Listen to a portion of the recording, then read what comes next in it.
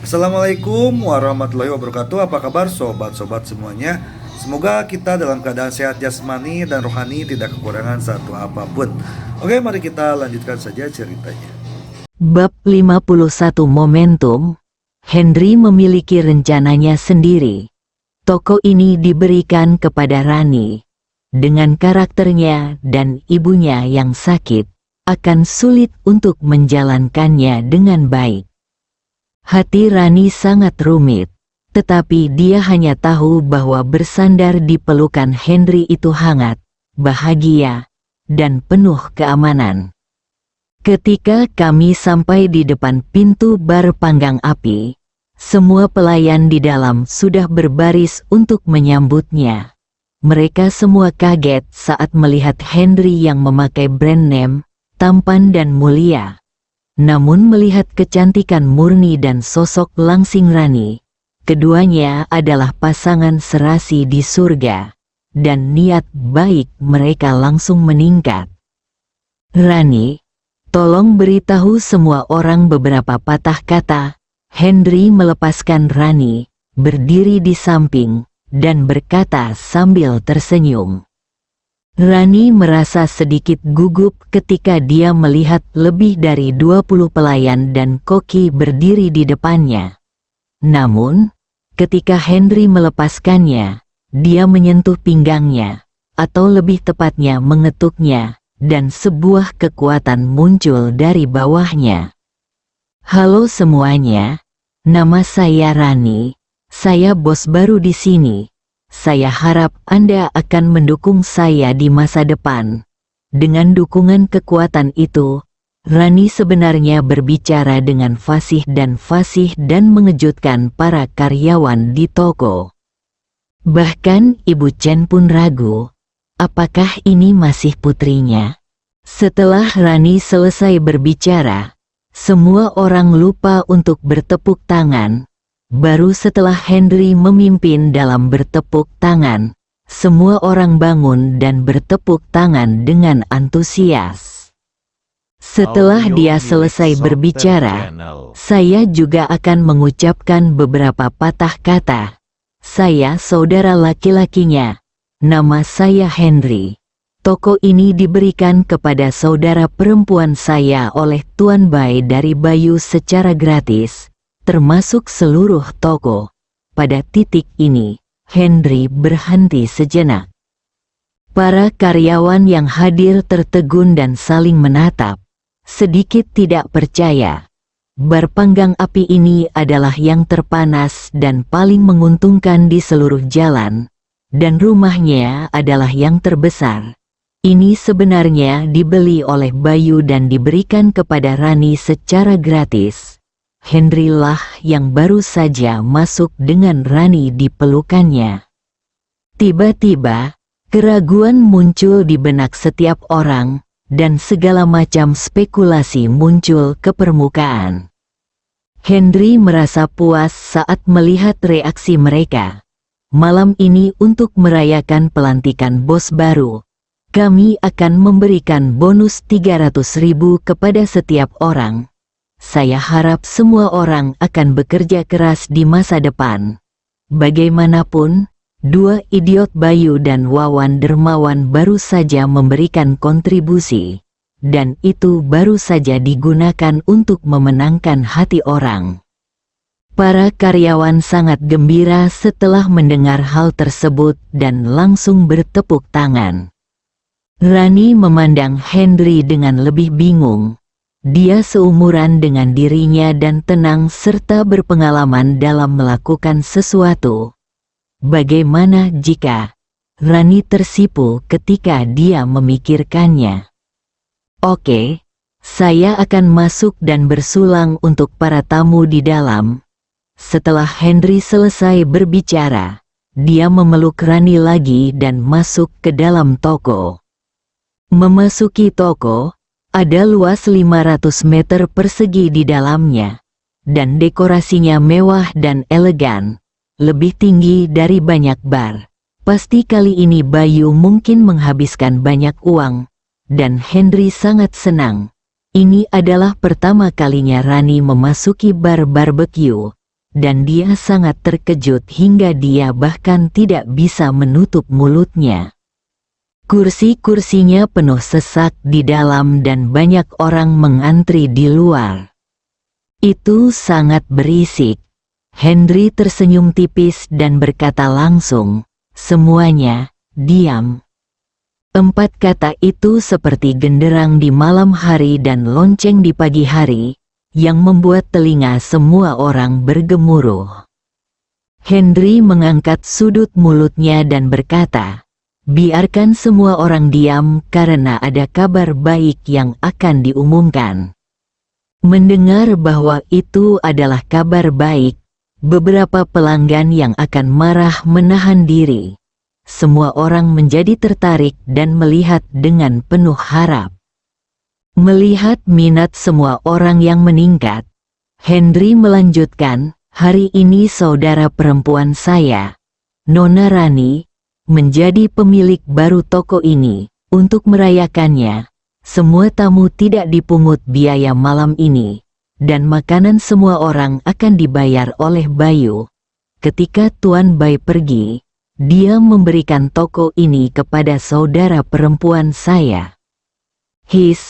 Dalam satu kalimat, ada kabar baik, dan juga menyampaikan kabar mengejutkan. Bayu mentraktir tamu, dan Bayu memberikan sebuah toko. Mata semua orang berubah ketika mereka melihat Henry dan Rani. Henry merasakan perubahan suasana dan merasa bahagia di dalam hatinya. Yang dia inginkan adalah efek kejutan yang mutlak. Untuk menyampaikan sambutan saya kepada semua orang, saya ingin minum sebotol anggur di sini. Saya harap Anda akan lebih sering datang di masa depan. Setelah Henry selesai berbicara, dia melihat ke pelayan di sebelahnya.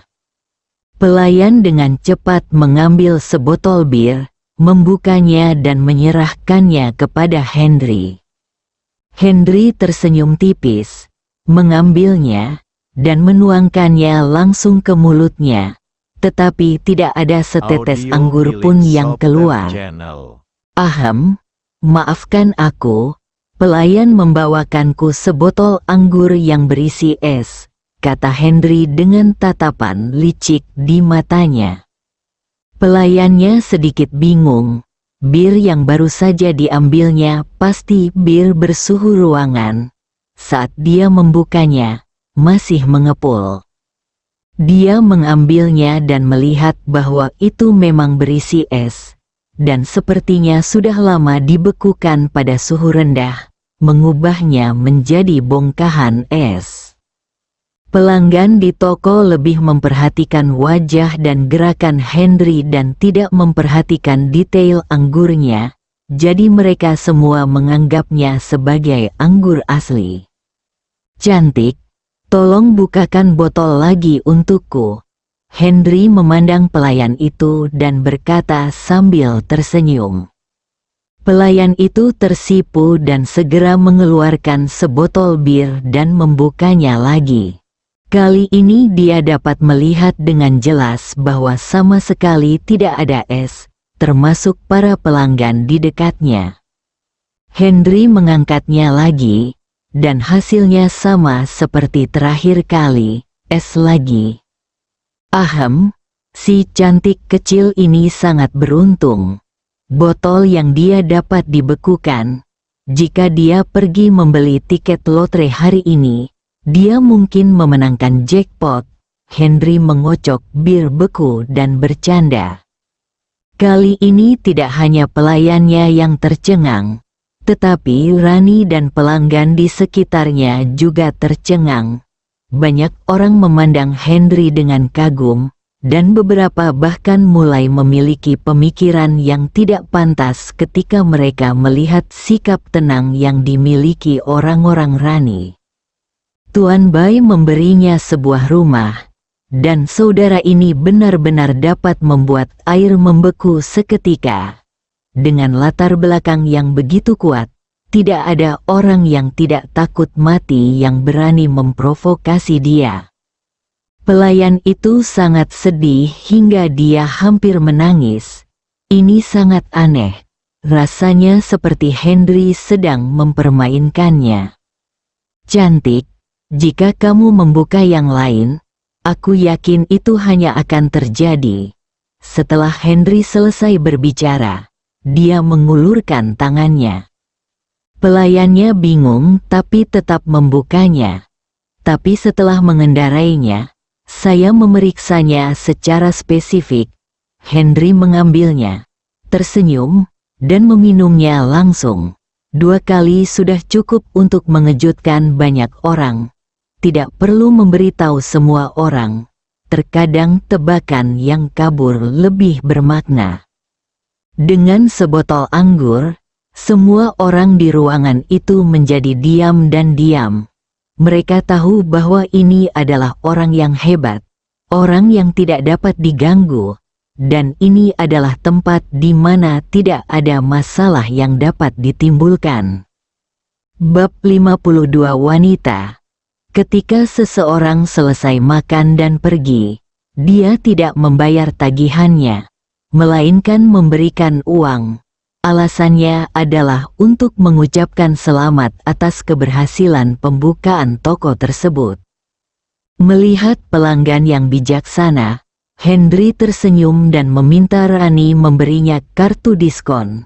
Semua orang membalas budi dan pergi dengan gembira. Ibu Rani mencoba mengamati Henry di belakangnya. Dia melihat dengan jelas bahwa 2 botol bir berubah menjadi es di tangannya. Dia terkejut dan mengerti bahwa ibu dan anak perempuan mereka ingin nongkrong di jalan ini. Tidak mungkin melindungi orang. Henry baru saja menggunakan metode cerdik untuk memperingatkan semua orang bahwa dia sangat kuat. Saudara Hen, apa yang ingin kamu dan ipar perempuanmu makan? Saya mentraktirmu hari ini. Wajah Guo Waner memerah ketika dia mendengar dia dipanggil kakak ipar. Rani terus menatap Guo Waner. Melihat reaksi Guo Waner, dia merasa nyaman dan tersenyum lebih bahagia di wajahnya. Saat pertama kali melihat Henry memeluk Guo Waner hari ini, hatiku sakit seperti ditusuk pisau. Apalagi saat aku berpikir bahwa aku tidak ingin memberikan Henry malam pertamaku, rasanya sangat menyakitkan pada diriku sendiri. Ketika Henry memeluknya, dia merasa senang sekaligus jijik, selalu dalam kontradiksi. Sekarang dia sudah tenang, dia ingin memverifikasi hubungan antara Henry dan Guo Waner. Henry tidak berbicara, tapi dia sudah mengerti apa yang dimaksud Rani, dan ada sedikit rasa bangga di sudut matanya. Rani, namaku Guo Waner. Aku rekanmu dari kakak Hen. Oh, bukan kakak iparmu. Guo Waner ingin mengatakan bahwa dia bukan pacarnya, tapi di tengah jalan dia mengerti, dan dia diam-diam marah dan hampir mencapai rencana Xiao Nizi-nya. Ternyata itu Sister Waner. Anda dipersilakan untuk sering datang di masa depan, dan saya akan memberi Anda tagihan gratis. Rani bertindak sangat alami, wajahnya lebih seperti bunga yang sedang mekar. Rani, kamu baru saja menjadi bos hari ini dan masih banyak yang harus kamu lakukan. Jangan khawatirkan kami. Bawakan saja kami 2 mangkuk mie. Kami akan pergi setelah makan. Kami masih memiliki hal-hal mendesak yang harus dilakukan. Selesai berbicara, dia melirik dengan sengaja. Rani, yang suasana hatinya baru saja membaik, segera berubah menjadi jelek, berbalik dan pergi tanpa mengucapkan sepatah kata pun. Henry duduk di sana dan menatap Guo Waner dan mulai terkekeh. Gadis kecil ini tidak buruk. Guo Waner melihat mata Henry bersinar cerah dan senyuman di wajahnya. dan dia mulai merasa gugup. Mungkinkah dia sedang membicarakan sesuatu yang mendesak? Semakin saya memikirkannya, semakin besar kemungkinannya, semakin saya merasa gugup, dan semakin tidak wajar rasanya duduk di sana. Rani tidak muncul sampai mereka berdua selesai makan dan pergi. Guo Waner keluar dari bar barbek dan dipeluk oleh Henry. Dia merasakan tubuhnya gemetar. Dia terus memikirkan apakah Henry harus setuju atau tidak jika dia mengajukan permintaan di malam hari. Guo Waner, sudah terlambat, aku harus kembali. Sampai jumpa besok. Tepat ketika Guo Waner memutuskan untuk setuju, Henry tiba-tiba berkata dia akan pergi. Yang membuatnya paling terdiam adalah dia bahkan tidak mengatakan kata sopan untuk mengantarnya pulang. Wajah Guo Waner memerah karena marah. Dia mengangguk, berbalik, menghentikan mobil dan pergi. Henry menggelengkan kepalanya, tersenyum pahit, dan bergegas kembali ke Villa Mariam. Dia melakukan banyak hal pada hari ini dan meninggalkan istrinya dalam kedinginan. Ketika dia kembali, dia tidak tahu apa yang menunggunya. Ketika Henry kembali ke villa, dia membunyikan bel pintu, tetapi tidak ada yang membuka pintu. Dia melihat ke dalam villa, di mana lampunya menyala. Dia menggelengkan kepalanya sambil tersenyum masam, berpikir bahwa kemarin Mariam hampir berlari untuk membuka pintu, tetapi hari ini tidak ada yang mengabaikannya, dan itu terbukti dengan sendirinya. Henry datang ke pintu dan mengeluarkan kunci untuk membuka pintu. Dia menemukan bahwa kuncinya tidak dapat dimasukkan. Dia mengira ada kesalahan. Setelah mempelajarinya lama, dia menemukan bahwa kunci pintu telah diubah. Jantung kecil Henry mulai berdebar kencang. Sudah berakhir, sepertinya badai akan datang. Mariam di dalam rumah melihat kembalinya Henry melalui kamera pengintai. Dia melihatnya mengambil kunci dan membuka pintu. Wajahnya pucat, dan dia memegang segelas anggur di tangannya. Hancurkan dia sampai mati dengan gelas. Brengsek, dia tinggal selama 2 hari dan kembali di tengah malam.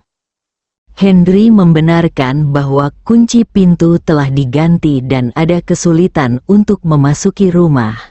Dia diam-diam menggunakan kekuatan batinnya untuk menekan pegangan pintu dengan lembut, membuka pintu dan masuk. Saat dia memasuki rumah, sebuah benda putih terbang. Henry dengan cepat mengulurkan tangan dan memegangnya di tangannya. Dia mengangkat tangannya dan melihatnya. Melihat ke arah gelas anggur, Mariam sedang duduk di kursi tinggi, membaca dokumen, tanpa menoleh ke belakang, hanya menyisakan punggungnya. Henry mengganti sepatunya dan berjalan membawa cangkirnya. Mariam menatap dokumen di tangannya. Ketika dia mendengar suara itu semakin dekat, dia merasa semakin marah. "Wow, sayang, aku hampir kembali tanpa nyawaku." Henry tiba-tiba memeluk Mariam erat dari belakang, menempelkan wajahnya ke leher Mariam, dan menangis dengan sedihnya. Tangisannya begitu sedih, tangisnya yang menyayat hati, seolah-olah sudah lama sekali kita tidak bertemu, dan terlebih lagi seolah-olah kita tidak akan pernah bertemu dengannya lagi. Mariam sudah diliputi amarah. "Biarkan aku pergi dulu, bajingan." Tapi dia tidak menyangka pria ini akan masuk ke kamar dan menangis lebih dulu, yang merupakan kejutan besar. Wow, istriku, aku bertemu Bayu," teriak Henry sambil memegang tangannya lebih erat. seperti anak pemalu yang sangat membutuhkan perlindungan. Maryam mengenakan gaun tidur sutra di rumah dan duduk di kursi tinggi.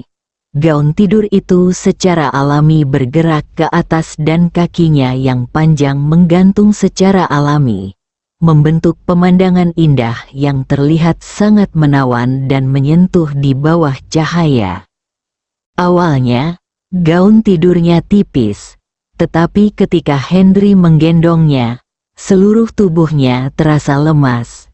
Setiap kali tangan Henry bergerak, Maryam merasa titik akupunturnya seolah-olah telah disadap.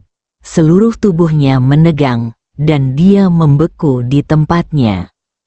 Maryam ingin melepaskan pelukannya dan berjuang keras. Akibatnya, Henry terus berdiri menyamping dengan satu kaki.